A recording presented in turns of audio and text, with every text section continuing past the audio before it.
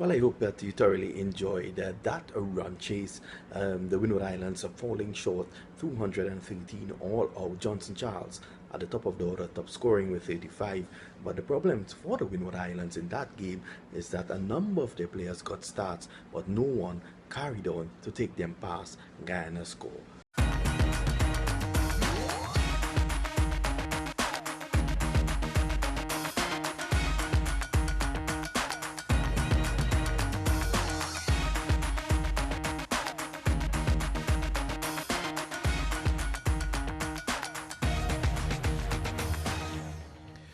Welcome again to the Queen's Park Oval in Trinidad and Tobago. We're here for the Zone A clash and highlights of the match between Guyana versus the Windward Islands. A very important game because if the Windwards lose here tonight, that's it for them in the competition. Their final game against Ireland will be a dead one. Guyana, if they win, they will go through with Jamaica to the semi-finals. It's a big match.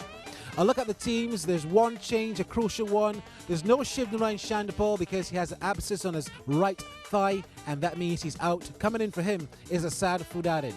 The Windwards have named an unchanged 11 from their last match. The news from the middle is that Guyana have won the toss and they've chosen to bat first. There was a wicket straight away. Travon Griffith was caught by Fletcher. DeLorne Johnson getting the wicket. Sarwan was almost walking back to the pavilion until he looked back and saw that Fletcher spilled it.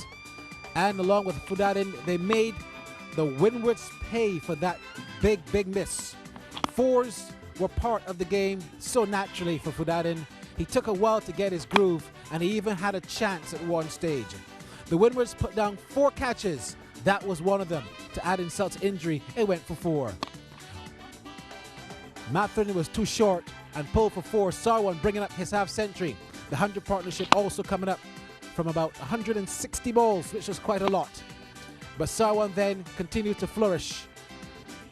And with the assistance of some scrappy fielding, he got through quite well. There was the wicket.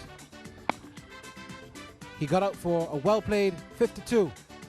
And Fudadin then, after the dismissal, also brought up his half century until he was spectacularly caught by Johnson off of Matthew. Leon Johnson, another Johnson, came into the game and shunned beautifully along with Christopher Barnwell. He was dropped twice, but despite these 2 drop chances, he made the most of them because he smashed 51 from 41 balls in quick time. That was the second drop. It almost injured the shoulder of Kenny Lesporis. Johnson, though, fell for 41, caught by Currency off of Charles. And then Ryan didn't last long. Sebastian, the captain, taking an easy catch. The Guyanese falling away just a little bit. But Bramble and Barnwell, they were the bombshells for the Guyanese. Some nice shots. Barnwell bringing up his half century until Bramble was caught by Les Boris. A beautiful catch, making up for the drop earlier. Barnwell bowled by Matthew. He picked up 4 wickets and again bowled quite well. So after a slow start, a pretty competitive total of 235 for 7 was posted. Matthew again leading the wicket taking. I thought Johnson also bowled well quite early on, and Charles getting a crucial wicket. So 4 for 41 to Mervyn Matthew, the young Dominican, and Johnson taking 2 for 39. So after the break, we'll see the Windwards chase down 236 runs to win from 50 overs at 4.72 per over. Stay tuned for coming attractions.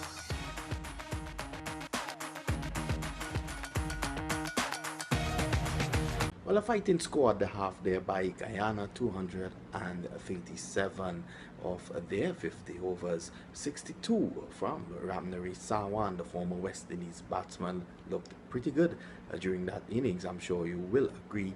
Also amongst the runs, Asad Fudadin, the left-hander, who played a couple games for the West Indies as well. He got 51. Leon Johnson, another man who is on the fringe, got 41, and the all-rounder Christopher Barnwell, who could hit a long ball, he got 51. Will the Windward Islands be able to recover from the beating at the hands of the Guyanese and get that target. One waits to see. The action will continue at the Queen's Park Oval when we come back.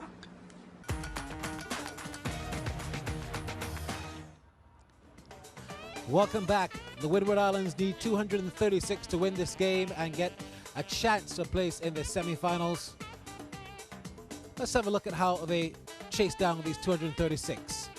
Devon Smith, he's the man opening the batting, along with Johnson Charles, who smashed a couple of balls along with Smith. They were going at about 5 runs in the first 6 overs before this Yorker. Runsford beaten, taking the early wicket. Beautiful shot by Theophil. He played some nice ones, especially behind square. But when Charles was bowled, it let the Guyana side back in. Theophil playing a beautiful shot through extra cover. That was glorious. When he was too short, they were pulled. Bishu, he got the treatment. Fletcher was a crucial decision. It was close, it was marginal, but umpire Gregory Bathett said he was out. Theophil was a bit more straightforward. He went for 21. Kenny Lespores, who scored 100 in the first game, came in, cracked that through cover, using the reverse sweep to good effect. But Currency got out at a crucial stage. The scores and the game was back level. Perhaps advantage here went back to Ghana when Lespores was out LBW. Maffin, along with the captain Sebastian, they cracked the ball around and put on 48 runs. They threatened to take the game away from the Guyanese until this man, Runsford beaten, came back and Matthew was out. Again, Ghana with the ascendancy. Matherin went cheaply and the Guyanese were smelling victory when Johnson was bowled. 9 wickets down, still 22 runs left. Sebastian wasn't good enough to do it on his own, and he was out LBW.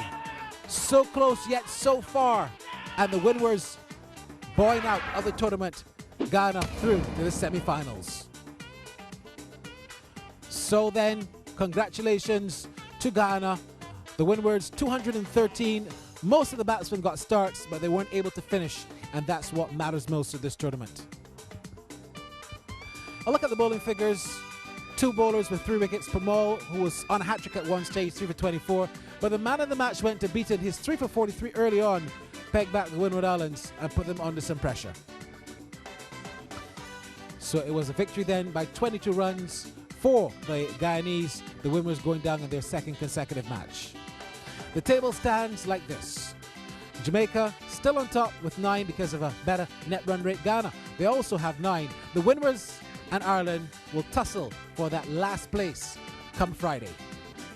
So then, congratulations to Jamaica and Ghana. They're through to the semi-finals in Zone A. Who will they meet? We'll see next week in the Nagico Super 50.